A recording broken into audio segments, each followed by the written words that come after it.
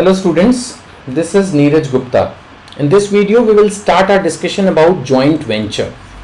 देखिए joint venture है जो दो कंपनी मिलके कर रही हैं. यूजली पहले कोई भी कंपनी अकेले ही काम करती है. जब तक वो सक्सेस नहीं होती आम तौर पर कोई उसका साथ भी नहीं देता, उसको अकेले ही सब कुछ करना होता है. लेकिन जब वो कंपनी बड़ी हो जाती है तो बहुत लोग मिलके साथ काम करने के लिए तैयार हो जाते हैं. और कई बार दो बड़ी बड़ी कंपनियां मिलके काम करने के लिए तैयार हो जाती हैं, कंपटीशन फेस करने के लिए, मार्केट शेयर को अपना बढ़ाने के लिए, लार्ज स्केल इकोनॉमीज के लिए. बहुत सारे पर्पस हो सकते हैं मिलके काम करना. It's like a partnership only. But partnership is a term which is usually with two individual. जब दो आदमी मिलके काम करते हैं तो उसको पार्टनरशिप बोलते हैं. लेकिन जब दो बड़ी बड़ी कंपनियां मिलके काम करते हैं तो उसको जॉइंट वेंचर बोलते हैं. जैसे Maruti Suzuki. Maruti Indian company है, सुजुकी फॉरेन कंपनी है. दोनों ने मिलके जो है काम किया तो आज तक ये सक्सेसफुली जो है गाड़ियाँ इंडिया में बना रहे हैं, बेच रहे हैं. ऐसे ही बिरला यामा, आप जानते हो बिरला इंडियन कंपनी, यामा बाहर की कंपनी है. एंड सो ऑन, बीपीएल, सैन्यो और ऐसे बहुत सारे जॉइंट वेंचर्स हैं जो कई बार एक स्टेज के बाद ख़त्म भी हो जाते हैं, वो भी ठीक है. जैसे हीरो होंडा है, ऐसे ऐसे बहुत सारे जॉइंट वेंचर्स हो सकते हैं. So let's do the reading as per your book. When two or more firms, ध्यान रखिएगा यहाँ इंडिविजुअल की बात नहीं हो रही है, यहाँ फर्म्स की बात हो रही है. Firms does not mean partnership firm, it also means two companies join together for a common purpose, mutual benefit, then it's a joint venture. Firms जो हैं वो प्राइवेट भी हो सकती हैं, गवर्नमेंट ऑन भी हो सकती हैं, फॉरेन मतलब इट कैन बी एनी. ऐसा कोई रूल नहीं है कि दो इंडियन कंपनीज ही होनी चाहिए या दोनों फॉरेन कंपनीज ही होनी चाहिए या गवर्नमेंट कंपनी नहीं होनी चाहिए. ऐसा कोई रूल नहीं होता, ठीक है ना.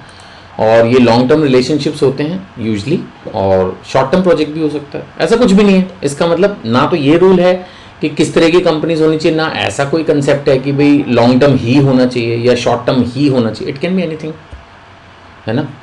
Business expansion, new products, new market, new country, है ना. इसमें क्या होगा जॉइंट वेंचर में? पूलिंग ऑफ रिसोर्सेज होगा. भाई तेरे पास ये है, माना मेरे पास टेक्नोलॉजी है, मेरे पास पैसा है या मेरे पास ब्रांड नेम है, तो वो दोनों कंपनीज का अपना कुछ ऐड हो जाएगा और उसे फिर वो मिलकर ज़्यादा कमाएंगे.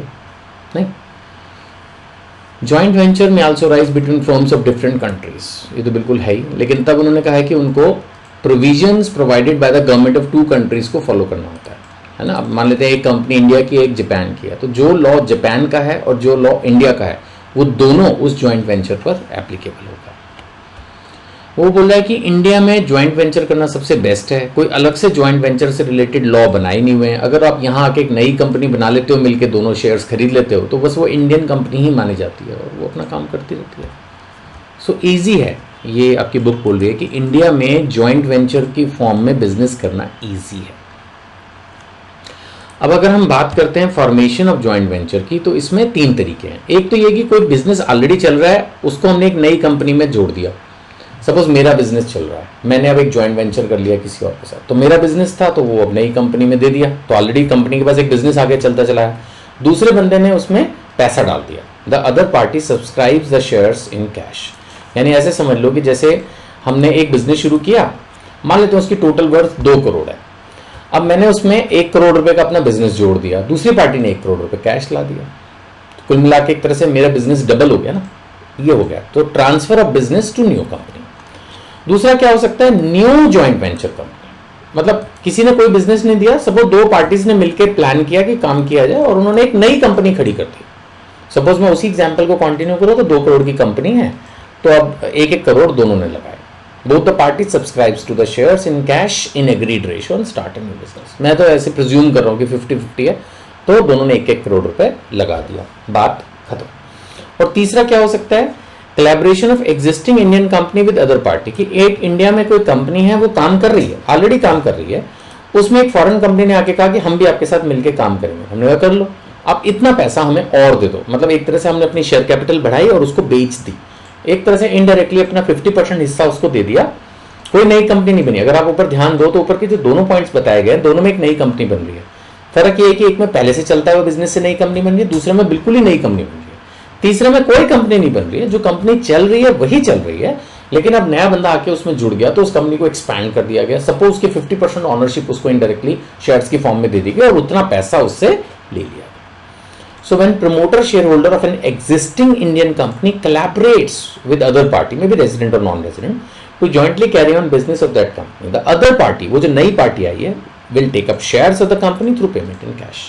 कैश का मतलब पैसा देगी, पैसा इन्वेस्ट करेगी, तो इस तरह से वो जॉइंट वेंचर करेंगे. So this is the concept of joint venture. तीनों तरह से मैंने आपको बता दिया एंड ये एक जनरल डिस्कशन भी हमने जॉइंट वेंचर्स पे किया. नेक्स्ट वीडियो में we will discuss about the types of joint ventures. ये 2 तरह के हैं जो आपकी बुक में दिए गए हैं, और इसके बाद कुछ important points about the joint venture भी दिए हैं, वो भी हम अगली वीडियो में ही डिस्कस करेंगे. Thank you.